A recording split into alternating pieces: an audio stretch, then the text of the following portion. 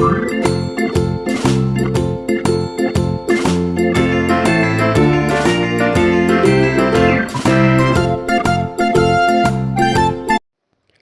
रवा केक बनवण्यासाठी मी ते एक मिक्सरचं भांडं घेतलेलं आहे. त्यामध्ये 1 वाटी रवा टाकून घ्यायचा. रवा हा बारीक घेतला तरी चालेल, मोठा घेतला तरी चालेल, कारण तो आपण मिक्सरलाच लावणार आहे. त्यामुळे मी ते बारीक रवा घेतलेला आहे.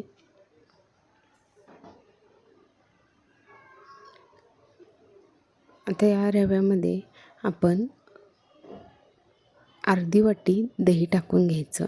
दही मी हे थोडं फेटून घेतलं होतं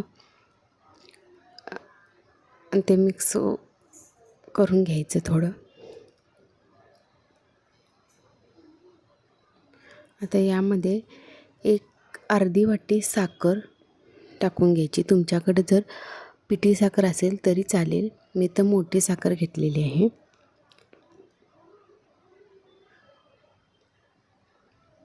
आता यामध्ये 3/4 वाटी तेल ओतून घ्यायचं आणि अर्धी वाटी दूध ओतून घ्यायचं. ते माझ्याकडून घालायचं राहिलं होतं, ते नंतर मी ग्राइंड केल्यानंतर ग्राइंड करताना त्यामध्ये टाकून घेतलं. आता त्याची कन्सिस्टन्सी आपण बघू शकतो. छान असं ते मिक्सरला बारीक करून घेतलं आहे. आता हे आपण एका भांड्यामध्ये काढून घेऊया.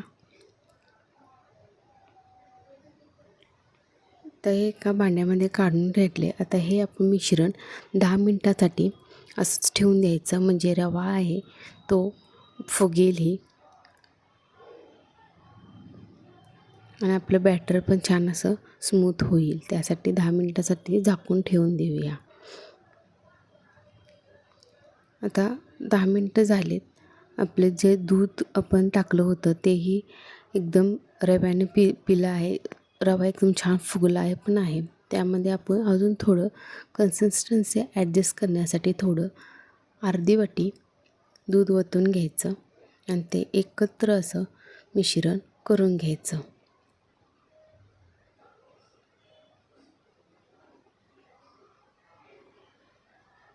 जास्त पातळही करून घ्यायचं नाही. तुम्हाला जर वाटत असेल थोडं लूज होत आहे तर दूध हे थोडं थोडं करून टाकून तुम्ही कन्सिस्टन्सी चेक करू शकता.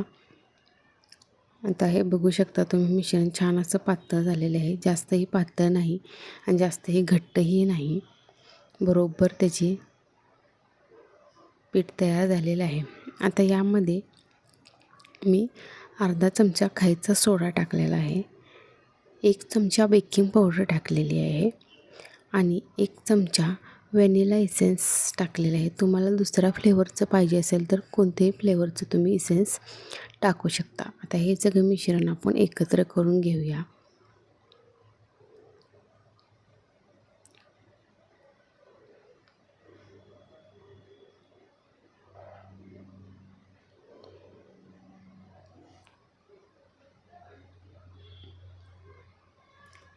तर मिश्रण हे छान असं एकत्र आणि एकजीव झालेलं आहे.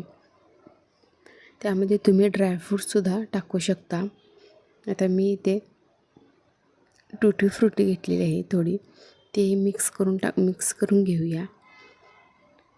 तुम्ही टुटी फ्रुटी विथ ड्रायफ्रूट्स जरी टाकले तरी चालेल. आता हे सगळं एकत्र करून घेऊया.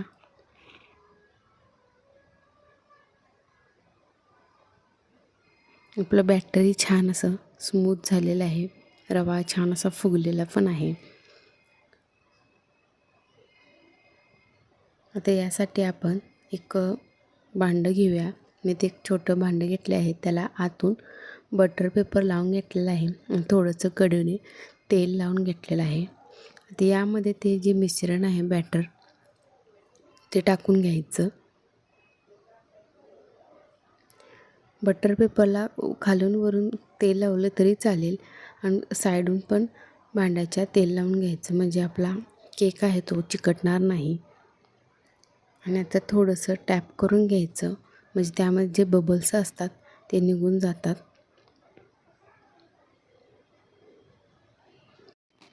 आता टॅप करून झालेले आहे, त्यातील सर्व असे बबल्स निघून गेलेत. त्यावर मी थोडी टुटी फ्रुटी टाकून घेते. आणि आता हा केक बेक करण्यासाठी मी इथं कढईमध्ये थोडी एक जाळी ठेवलेली आहे आणि ती कढई प्रीहीट करून घेतलेली आहे 5 ते 10 मिनटासाठी. अशी एक कुकरची जाळी ठेवलेली आहे. तुम्ही कोणतेही स्टँड वगैरे ठेवू शकता किंवा मीठ खाली ठेवू शकता. त्यावर आता हे केकचं भांडं ठेवून घ्यायचं आणि त्याला कवर करून झाकून ठेवून द्यायचं बेक होण्यासाठी. आता केक हा आपला शिजलेला आहे, बेक झालेला आहे. तो बघताना आपण काय करायचं, ते एक सुरी घेतलेली आहे मी इथं, ती आतमध्ये टाकून बघायची.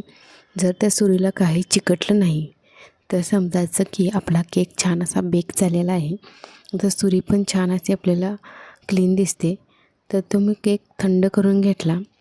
आता एका सुरीच्या साहाय्याने त्याच्या कडेच्या साईडच्या कडा लूज करून घ्यायच्या.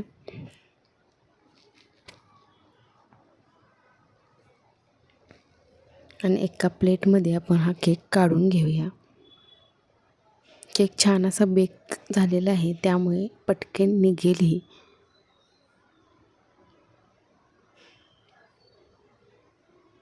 आता वरचा बटर पेपर काढून घेऊया. छान असा केक स्पॉन्जी पण झालेला आहे.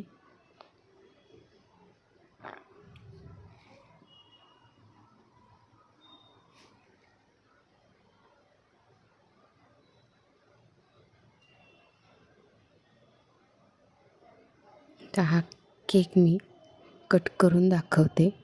आतून मस्त असा जाळीदार केक तयार झालेला आहे.